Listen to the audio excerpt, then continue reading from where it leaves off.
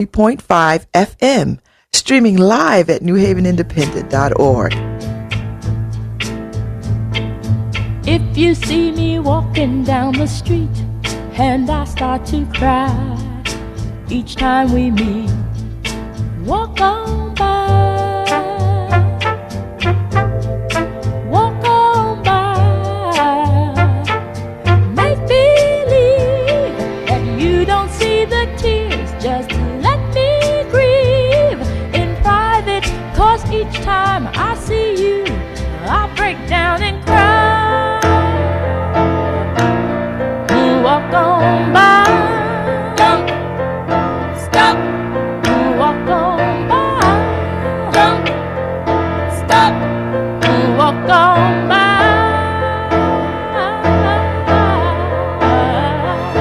I just can't get over losing you, and so if I seem broken and blue, walk on by.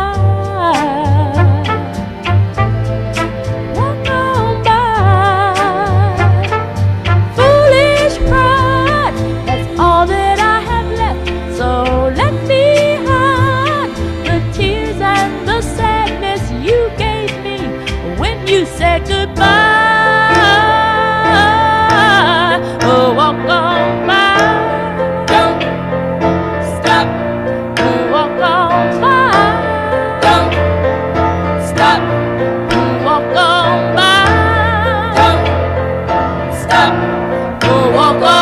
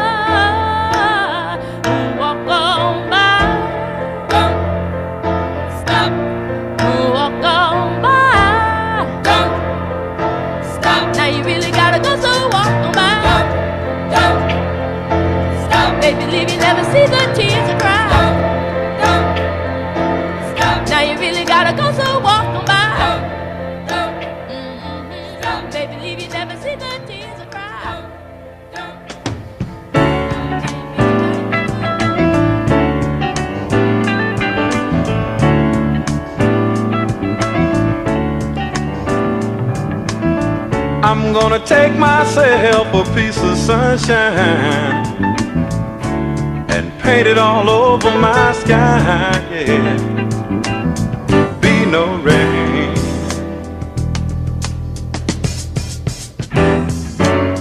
be no rain.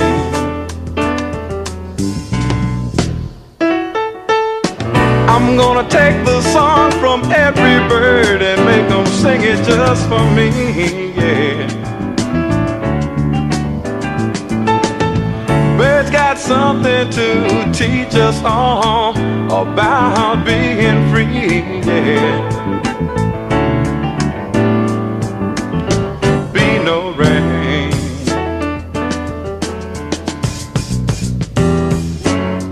be no rain.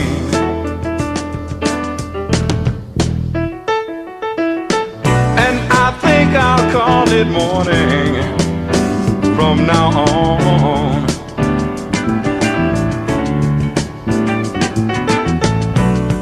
Why should I survive on sadness and tell myself I've got to be alone? Why should I subscribe to this world's madness, knowing that I've got to live on? Knowing that I've got to live on. Knowing that I've got to live on. Yeah, I think I'll call it morning from now on. Woohoo!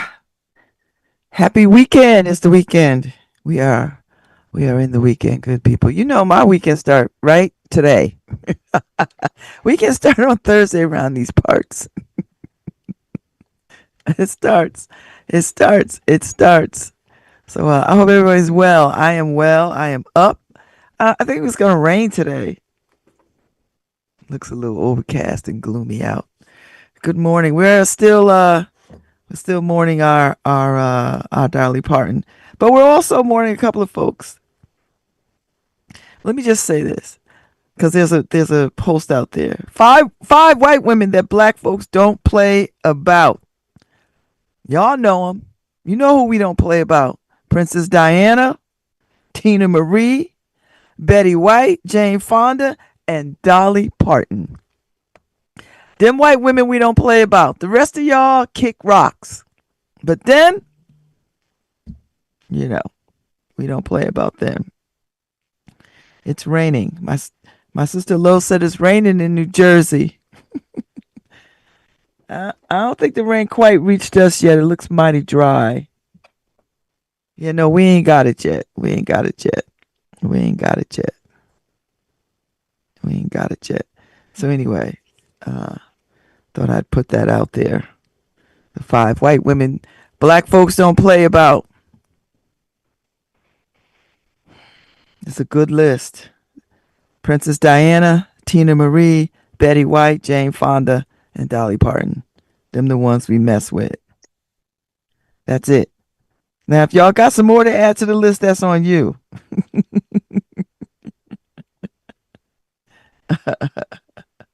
That's on you. That's on you. I was reading this piece.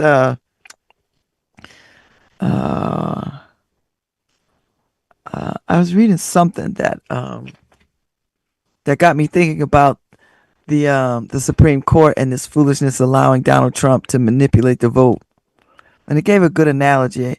Juno Diaz, you know, the writer, Juno, I follow him, and I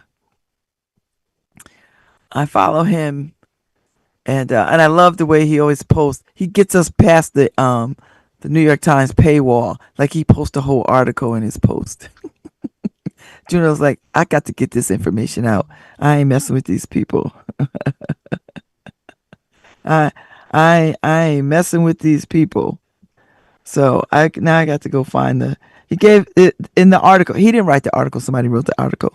But we've got a problem with the Supreme Court, and they are honest to God doing the illegal business of Donald Trump. They're honest to God doing the illegal business of Donald Trump. And that Justice Roberts cat, he got his hands is so far up bad. Listen. There's a piece out this morning too at the I saw it on Instagram. The Washington Post has a piece. I'm just gonna run down all the foolishness because this is a moment. This is a real moment. This is a real moment of a dismantling and undoing and erasing, and colleges are cutting black studies departments due to Trump's DEI attacks, low enrollment. That's in the Washington Post. Over a dozen universities,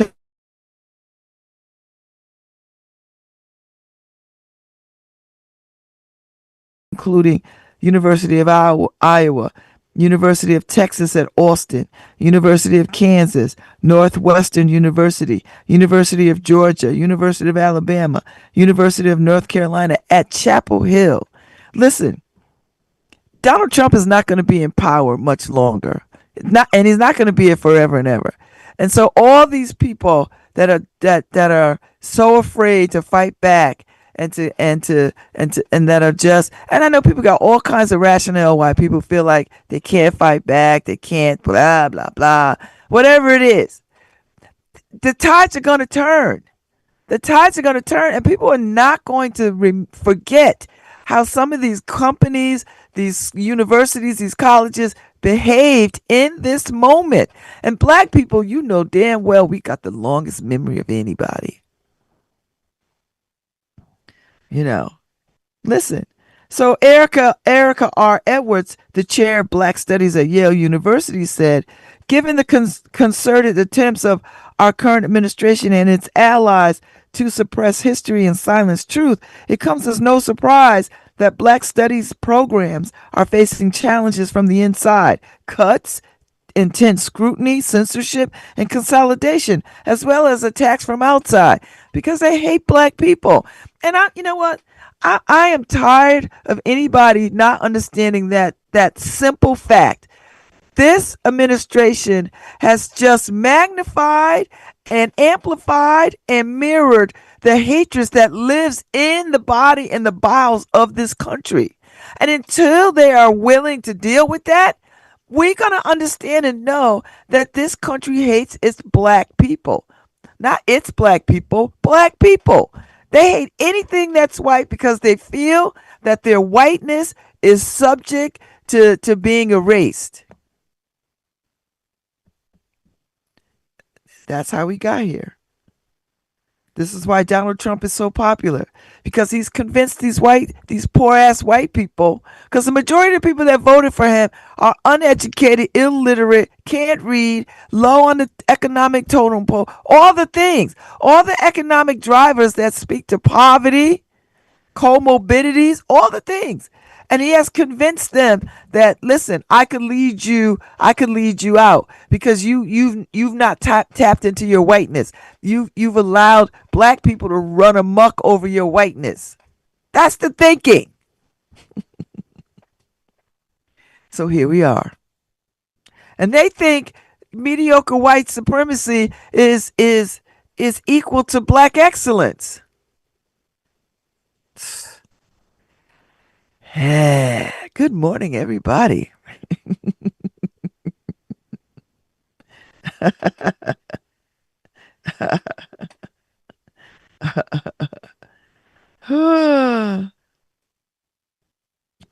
don't know what to tell you.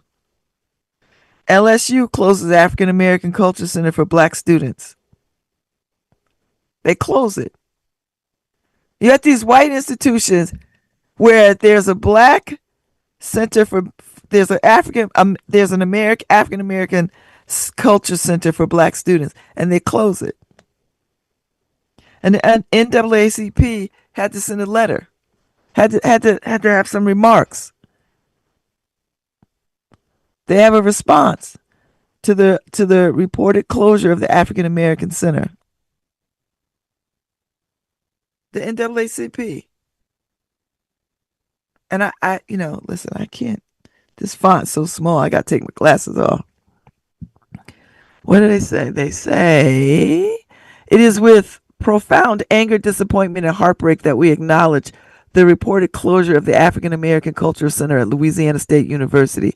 The AACC was never just a building. It was a safe haven. It was a home. It was a place where black students could walk through the doors and know there was a space on this predominantly white campus where our culture, our experiences, and our community were centered. For years, the AACC has provided far more than a physical gathering space.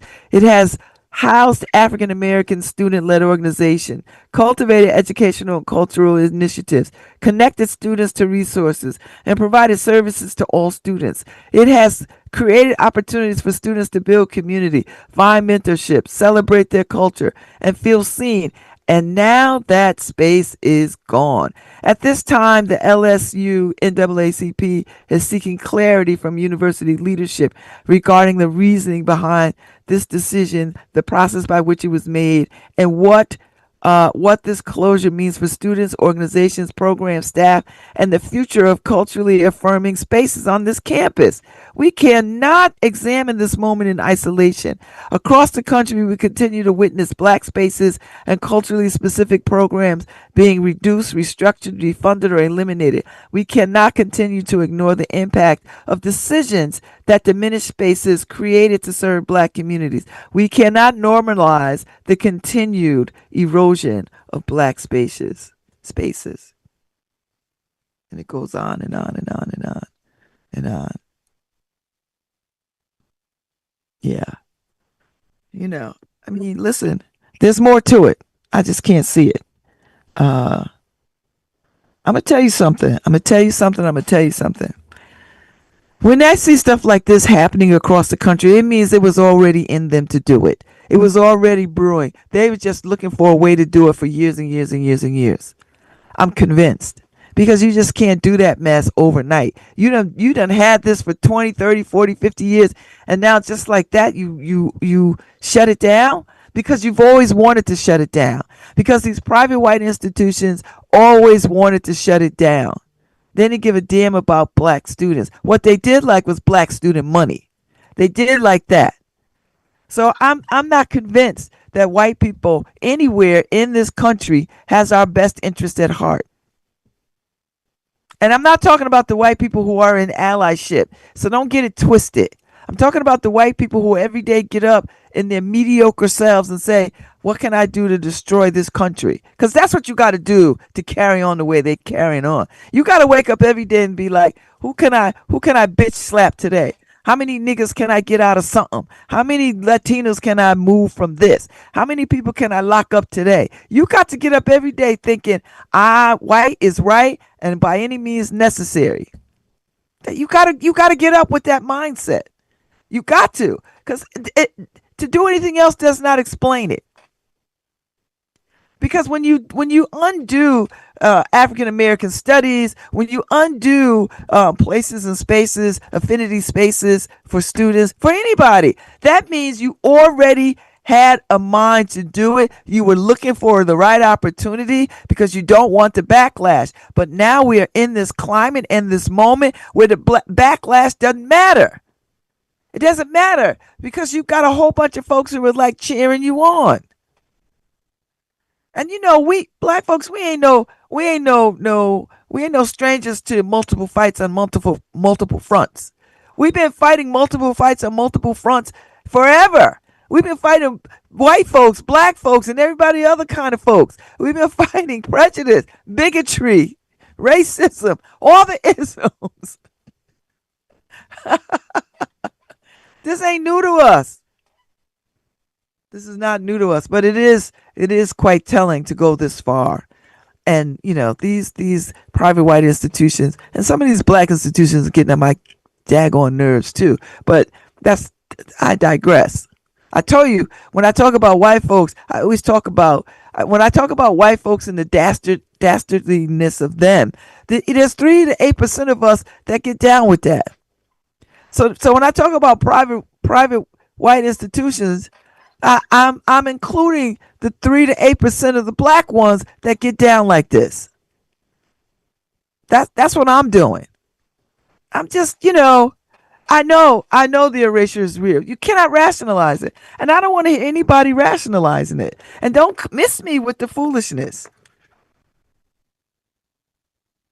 And every time I see these little companies close down, certain people, I made a comment about asking if they voted against their own interest. Like, did they vote against their own interest? And a particular person responded to my post talking about it's more to the story and blah blah blah. And the only reason why that person chimed in is because that's her community. That's her heritage and her community.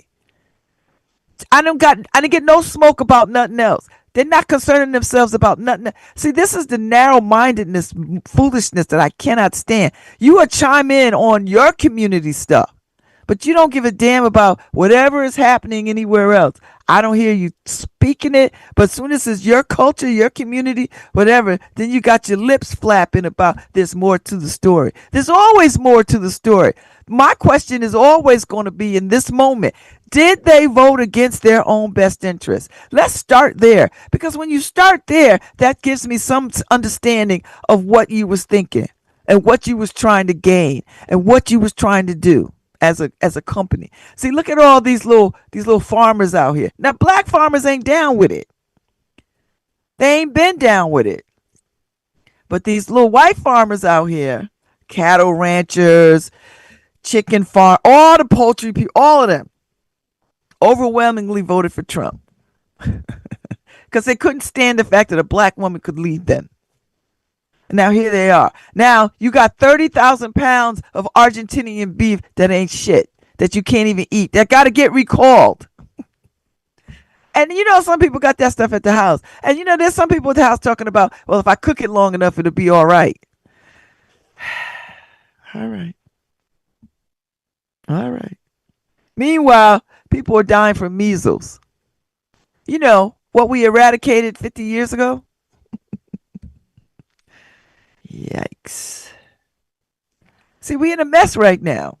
We in a mess. We in a mess. We in a mess. We in a mess. And we beefing with Canada. It's a damn shame when you beefing with Canada. Canada. We beefing we beefing with Canada like they Mexico. Them Canadians is like, we supply power to a lot of the southern states. Go around. FAFO if you want to. Y'all will be. That's the night that the lights went out in Georgia. And now I hear there's about to be some toilet paper wars. Because Canada's like, we supply a great deal of your toilet paper. You want to put tariffs on it? All right. Tariff up. Tariff up, mofos. Tariff up. But you ain't going to be able to wipe your ass. You're not gonna be able to do it. Canada's like, listen, I watched their press conference. He was like, listen, we will match every tariff that comes our way. We ain't playing. My man said Canada is not the 51st state of the United States. I can show you better than I can tell you. Okay, so these dummies in America who don't even know what is happening. Okay, when you get to Walmart and your toilet paper is $50, and you're gonna be at the dollar store trying to buy the Chinese leaded up toilet paper. No shade to China, but when you go to the dollar store, you got to be careful of all the things you buy. You can't have everything. You can't buy everything. Some things you could get and be like, yes, all right. Not everything across the board. Don't let them dollar prices fool you. Some of that stuff is not good for you. But I get it because these times are looking tough, tough, tough, tough. So yeah. So no, listen. These Trumpers ain't felt it yet. They didn't get to the bottom of the barrel yet. They still believe it. I listened to this goofy, stupid, imbecilic president say some mess at I guess he was at some rally or something. He said, they're reversing they're doing reverse surgeries at my request, reversing trans surgeries. And then I heard him be saying this a couple of while back. He was like, yeah, they go to school one way and then they come home another way. All the surgeries that's going on in these schools, these transitioning things going. I'm thinking to myself, if people believe that, uh, uh, if people believe that, I don't know what to tell you. You know what? That's a kind of deficit I have no knowledge of. I can't speak on it. I, I don't know. I don't know what to do with that kind of information. If you think, teachers are out here trying to hustle and beg for paper towels and pencils and papers and stuff. I know damn well full on transitioning surgeries are not going on in the gym. I'm like, y'all, use your comment. I know you got a modicum of something up there. I just you've got to think these things through. You really cannot sit in that level of stupidity and think that that's true. I don't understand. Donald Trump is like, America is like Charlie Brown to Lucy. Charlie Brown keeps thinking she's gonna hold that football and he's gonna kick it. And every time he goes to do it, guess what she do? He yanks that football, he falls on his face. And I'm thinking to myself, Charlie Brown, Lucy already told you who she was the first time she did it. Y'all, she's at her 800 millionth time doing it. And you still like, gosh darn. Yeah. You know what? God is calling home some 80-year-olds. I'm waiting. Just waiting. But I need a I need a threer though. I need his whole cabinet to be. I need his what did the Jehovah Witness call it? Raptured. I need that whole administration to be raptured.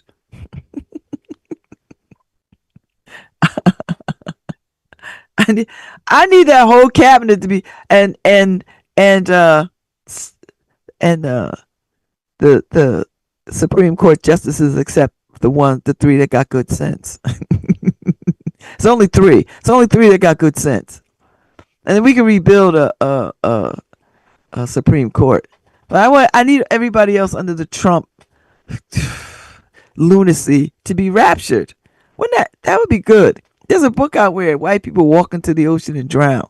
I'm gonna read it. I think it's like Elephants in the Sky or something like that. And I just want to read it. Just on the premise of I just like that. They just all walk into the ocean and die. I think it's called Elephants in the Sky or something. It's a very popular book. It's a black ass book. Uh, and I think Markeisha has it. That might be my next read. I might be in the yeah. Elephant in the Sky is a 2014 psychological novel by Heather A. Clark about a mother, her young son. Wait. Is that it? Hmm. I don't know. That's not the one. Maybe it is. Oh, Sky Full of Elephants. Ha! That's what I meant. I meant Sky Full of Elephants. That's the one. Uh huh. Yep. Sky Full of Elephants, not Elephants in the Sky. Easy mistake to make. Sky Full of Elephants is a novel by American writer Sibo Campbell, published in 2024 by Simon and Schuster. It tells the story of a black man who lives in a world in which all the white people walk into the closest body of water and disappear.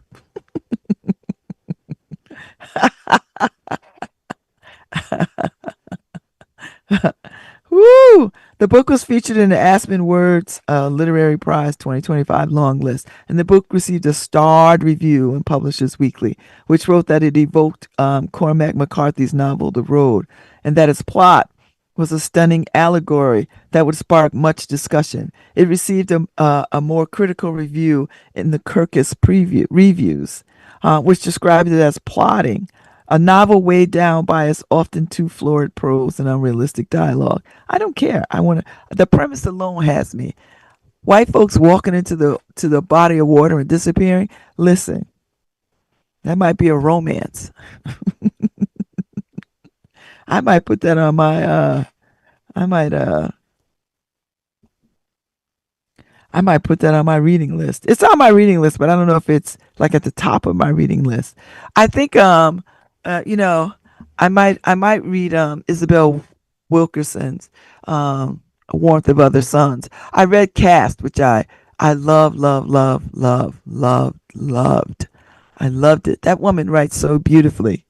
She just writes so beautifully. So Warmth of Other Suns, I think I might tackle. We'll see how many books I could tackle. I still have Toni Morrison's a couple of books by her. There's a new book out, Toni at Random. You know how she, was an amazing editor and got people published. Um, so I might tackle that. I got a couple of other lawyerly books I want to read too. Uh, Particularly, someone gifted me a book about a particular famous black woman lawyer in D.C.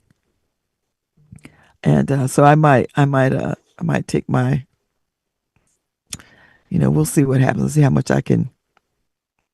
I have to finish this romance novel, which is so good. But I got to finish it. Like I really do. So, oh, just so you know, 163 kids found, all kidnapped by three white males from Florida. You cannot make this up. Children aged from 2 months to 17 years have been rescued from the clutches of abuse, neglect, and trafficking.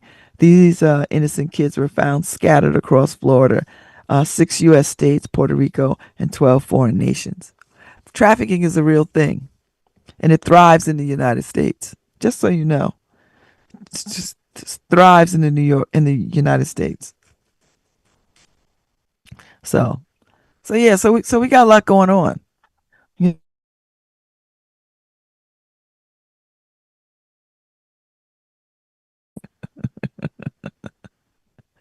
And let me tell you something.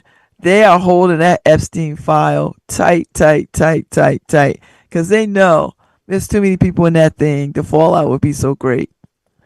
You know, I mean, eventually it's gonna come out. Like it's gonna get leaked. Like it's gonna open wide open. And all these people who are in it. If I were them, I would be trying to get my affairs in order. Cause it's gonna come out. Yeah, your boy Trump is holding it down for you right now, but he's 80 years old. And the way God calling 80-year-old folks, I'm like, come on now. Y'all, y'all. Shoot. Just wild to me. We are in a moment. I remain hopeful. I'm telling you, as bad as it is, and it is bad, bad, bad, bad, bad, bad, bad, bad, bad. I remain hopeful because I'm gonna tell you right now, seeing all of this stuff play out, the erasing of history, the taking down of artwork, all the foolishness is going on. It gives us a real idea of what the truth is about our existence in this country. And our meaning black and brown people and anybody else who is under feeling the pinch. This is the moment right here that tells you whatever you thought was happening up until this point, all the gains that you thought were hard, that all the hard won gains, whatever you thought up to this point has to be different now. Has to be different because at any given time, it could change, and it has changed. And now we start to see we don't own that, or we don't got no way to stop that. Oh, look, they are dismantling that, and so that lets us know right now what is happening, where we need to put our efforts, and we need to own our history and our culture and all of that stuff. We have got to put a wider security around, our existence in this country. This is what this moment is telling me. I could fret all day, but I've got to be thinking, all right, what am I seeing here? What is happening? And it's obvious what is happening. So we've got to shore up all these weak points in our culture, in our history, all the things, so that never again, so that they can't come back and try to destroy, take away, ignore. Now we understand we've got to get our history told each and every day. That our history has got to be infused, woven into every curriculum. After this crazy moment that we are coming out of, we have no choice but to make sure, ensure, demand that our history, our culture, everything about us is weaved in and infused into every institution, every fabric of this country moving forward, so that it cannot be erased. You know, so it cannot be erased. We.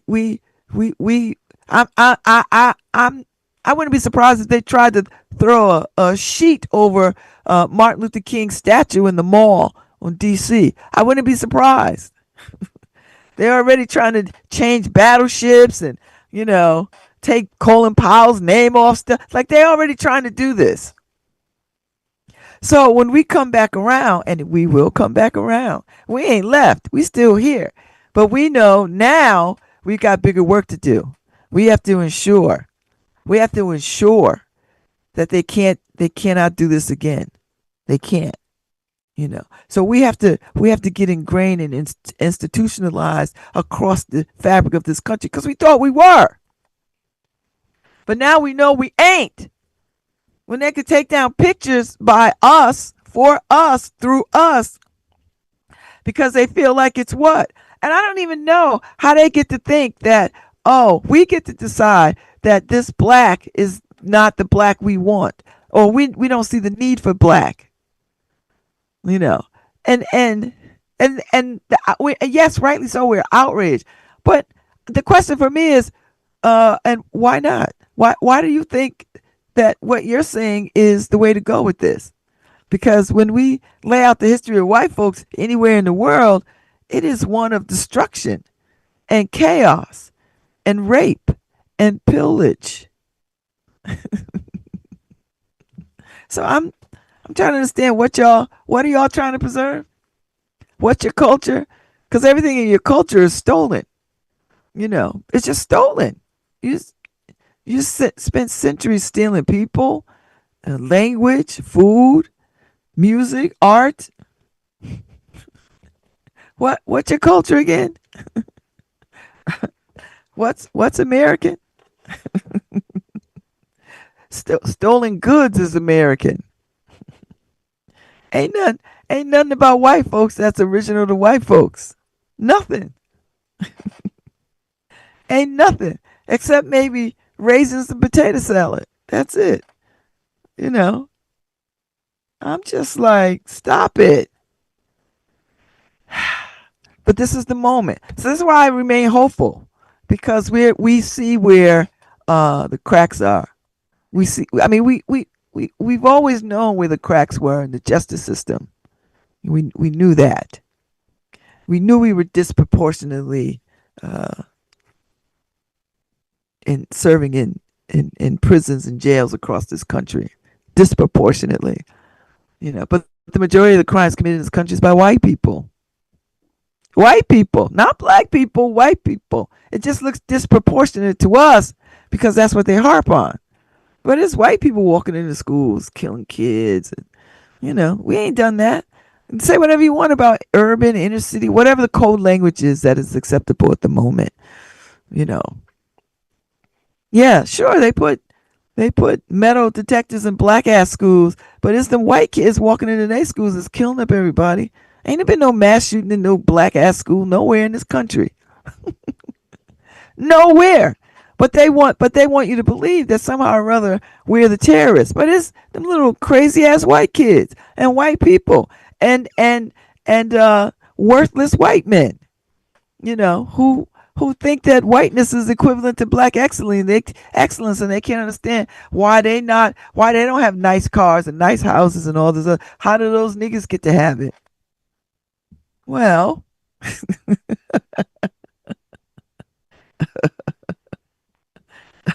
so there you go. There you have it. So, this is a good moment. It's a hard moment. It's going to get worse. It's going to get worse before it gets better. Trust and believe. I mean, when you start beefing with Canada and they were like, well, listen, come here.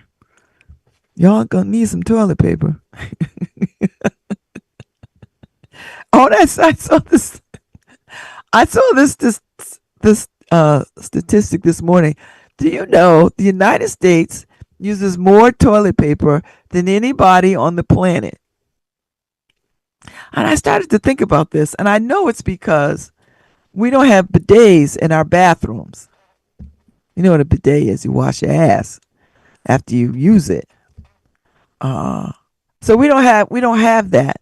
So of course we use an exorbitant amount of tissue to clean our butts. Just FYI. Listen, go look it up. I ain't making it up. We use more toilet paper than anybody on the planet. Because the rest of the world washes their butt when they leave it. So it takes less tissue, they're not using wads and wads of tissue to clean. Ask any Muslim. They'll tell you. You ever gone to a Muslim country? How clean the bathrooms are? I've never been in a Muslim country where the bathrooms were messy. I've been in places in the United States where the bathrooms are absolutely horrible. When you go to Muslim countries, I was in Senegal a couple of years ago for a month for a writer's residency, and I was struck by every bathroom, public, private, wherever I went, was absolutely clean. The bus station bathroom was clean because they got to wash their bodies when they go to the bathroom. So if they didn't have like what we know as a bidet, there's a hose or fresh water in the bathroom so that you can wash. Seriously, clean, clean, clean, clean. Every time you use the bathroom, you gotta wash your ass. So the rest of the world's not using toilet paper the way the United States is using toilet paper. So these trade wars with Canada is gonna hurt.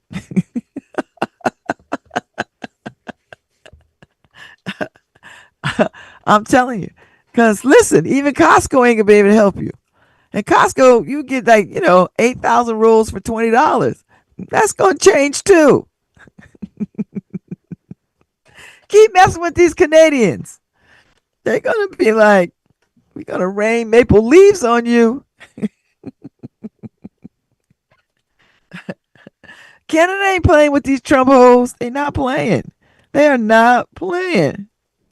They're not playing. So I'm just saying, beef with Canada if you must.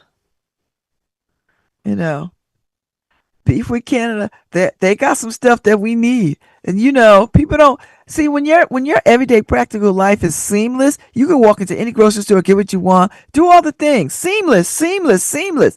But then when there is a disruption in the supply chain, I mean, y'all remember what it was like during the pandemic? You remember what it was like? There was things you couldn't get stuff. Things were held up. Blah blah blah blah blah. And people were outraged. You standing in line at Target, all the stuff, trying to get stuff. I never want to go back to those times. Those were very dystopian to me. I felt like, oh, I go to Target. I'm in line now. I don't shop Target anymore because they're on my SHIT list, so I don't mess with them. You know. So when they had that whole blackface Halloween costume foolishness, it was a no consequence to me because I was like, I wasn't buying that on shopping Target anymore. And Target, y'all can have all the black ad people in your ads all you want. Black folks ain't going back to Target. Now, I drive by, I see some black folks in Target. There's always going to be some who'll still go to Target. It's always going to be some. It was like, listen, Harriet Tubman, when she was taking folks to freedom, it was always some that was like, I got to go back. And she'd be like, mm-mm. He's like, either you run now or you die here. That's it. You got two choices. I'm not leaving nobody. So you either run or you die. That's it. She carried a pistol to, co-sign that statement. So it's always going to be people who are not involved, who are not interested, who think politics don't affect them, who think, oh, this is stupid, or whatever. And those people will benefit from the work that other people do on behalf of the greater good. Everybody's not going to protest, but everybody's going to benefit from the folks who do protest. That's how it is. And I don't want it any other way. I don't want it any other way. There's some people who are just not gonna. They're gonna scoff at. Oh, why is everything so political? Because everything is political. Because politics means relationship building. I cannot stand people who say, oh, they didn't get involved. Listen, but you would rather let decisions be made on your behalf about how you move about in your neighborhood, in your town, in your state, where resources are allocated. You don't want no say in none of that. You don't want no say in when they add chemicals to your water. You don't want no say in how they say, well, we can allow a little bit of dirty air. You don't want no say in how the school day goes. You don't want no say in what roads get paved and what roads don't get paved. You don't want no say in none of that. You don't want no say in how often they clean the parks. You don't want no say in whether they should put a stop sign on that street or that street. Who you think makes these decisions? The people that you vote for, the people who represent your interests, the people who go to the school board meetings, the people who go to the budget meetings and say no, no, no, no, no. That's wrong. So while you sit your ass at home talking about, oh, I don't get involved in politics. Well, thank God some people do get involved with politics because somebody's got to care about the stewardship of your town, your neighborhood, your community, your state. Somebody's got to care about that so that stuff don't go awry. So that you have good roads and solid schools and the bridges are not falling down. Come on.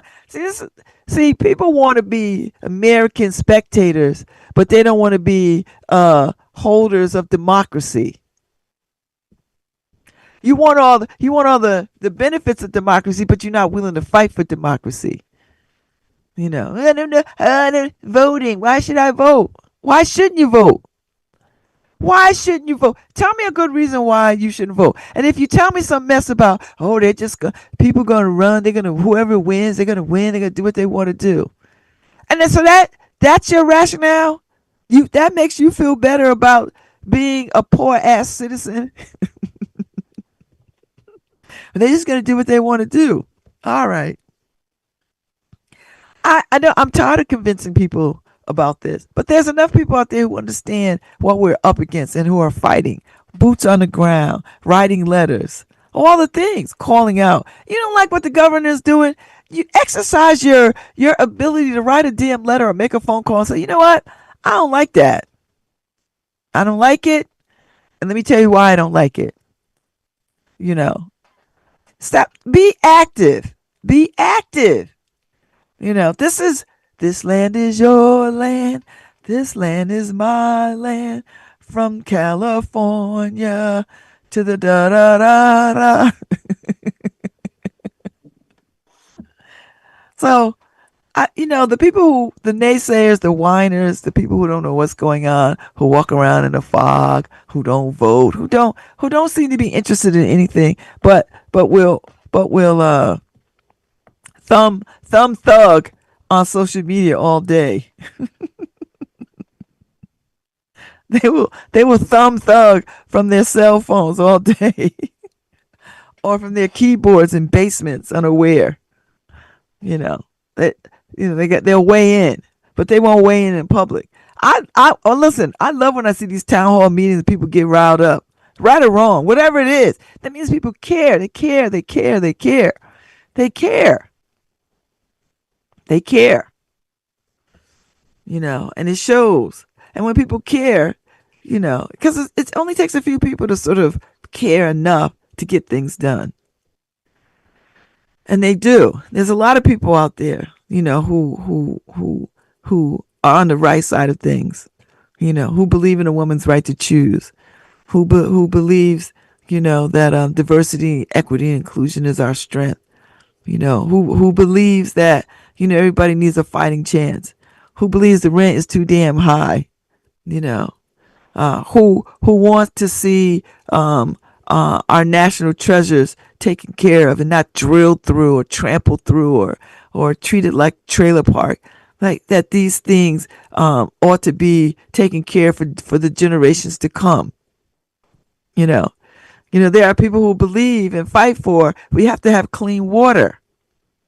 I don't think people understand how dirty water is. And so there's got to be a body of people who stay fighting for clean water, not to benefit them solely, but to benefit everyone. Clean water. There are people out there that fight for clean air. Like we don't want to raise children. We don't want the most vulnerable of us with asthma and respiratory issues. So they fight for clean air. And people are like, "Oh, well, I'm breathing." I was like, but somebody has to stay diligent and vigil on these issues. And there are people who do it, who stay vigilant on these issues. They use the law to help them. They write letters. They write white papers. They get scientists' input. They go to communities. They talk to their neighbors. Listen, this is what's happening. We need to have safe water, clean water. We need to have access to this, that, and the other thing. People are out here, you know. That's how people are getting outraged about these flock cameras, you know. So I know people have the ability to rise up. They do. We've seen it over and over and over and over. History bears this out. And this is the moment where we have to keep standing up. This is that moment where we have to keep fighting. And you got to talk to people. And you got to care, you know, about this thing called this wonderful experiment called democracy. You know, we can't let the few tear it down. You know, the empire has to strike back.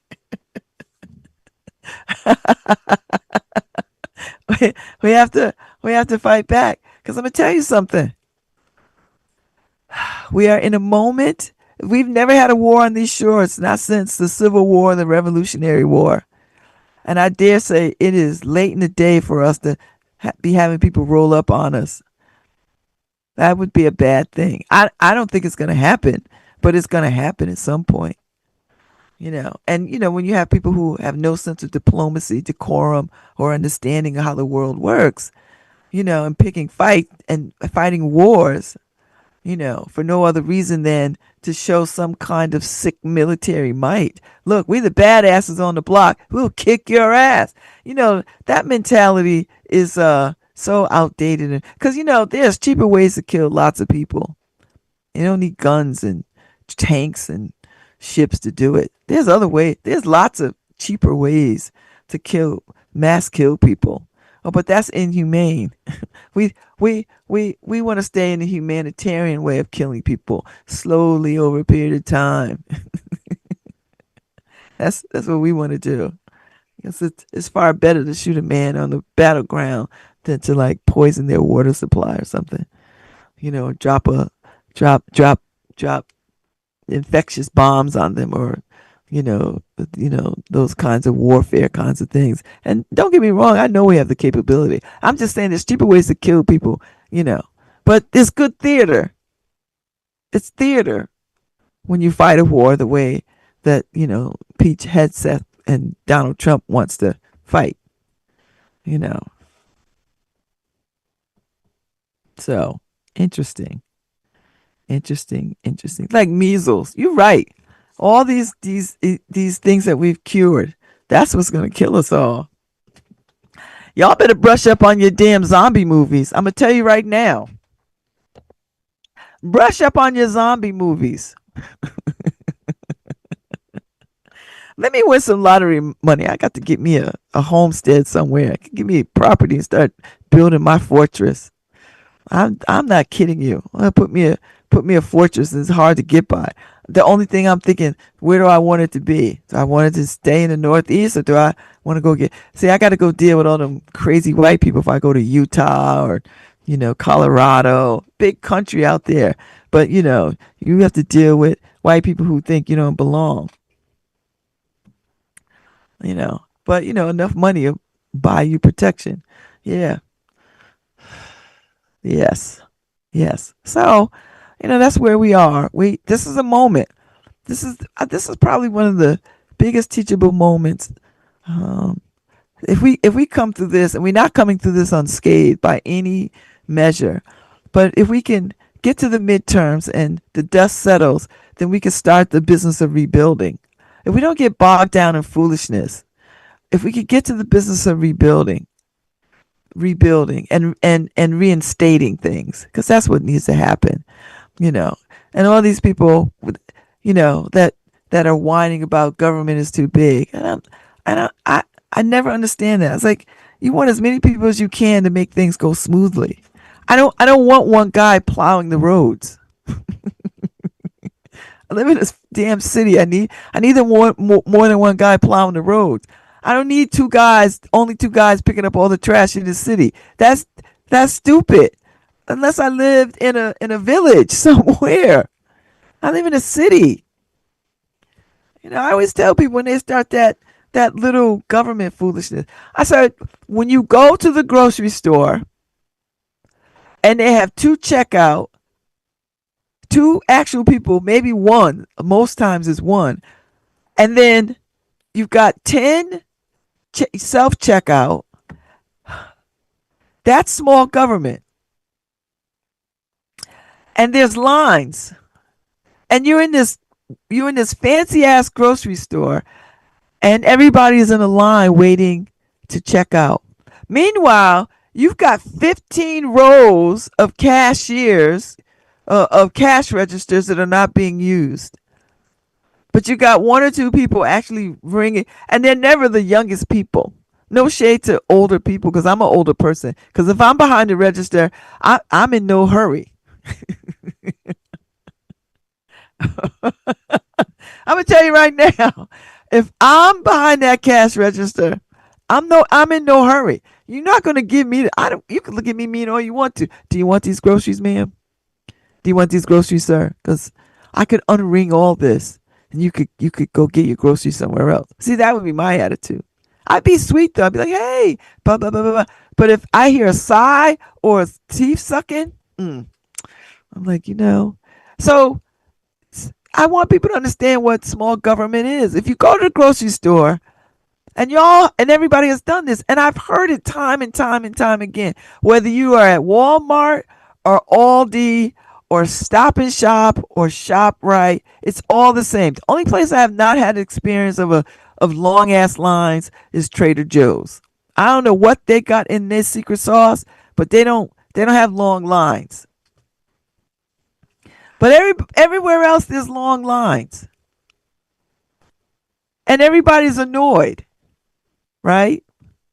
Because they got 15 cash registers and they got maybe two open. Maybe two open. And guess what? One is for 15 items or less. And if you go over to self checkout, them damn things don't half work. You got somebody standing over there, and you got to hit the little red light, and somebody got to come and put their key in, and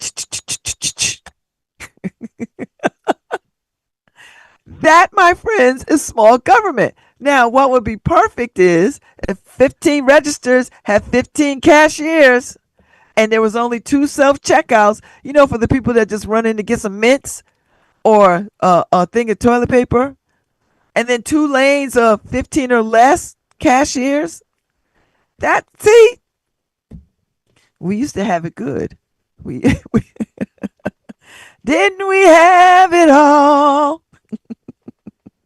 We did once upon a time. I remember going to the store and it was cashiers galore. It was a great job for young people to have. It was a great job for people who were getting back into the workforce, being a cashier. And then they figured out a way to save money or whatever, or, because shareholders got to get paid. So the right thing is not often the thing to do. It's okay. How do we get a bigger return on our investment? Because that's what drives that. What's the profit? The profit has to be high. So in order to do that, you have to get rid of people. So you make people wait in line for two cashiers and three self checkouts that actually work out of the 8. All right, that's it.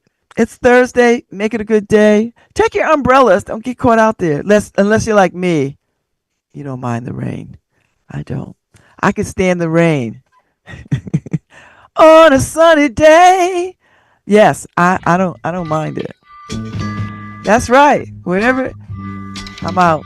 Listen, baby.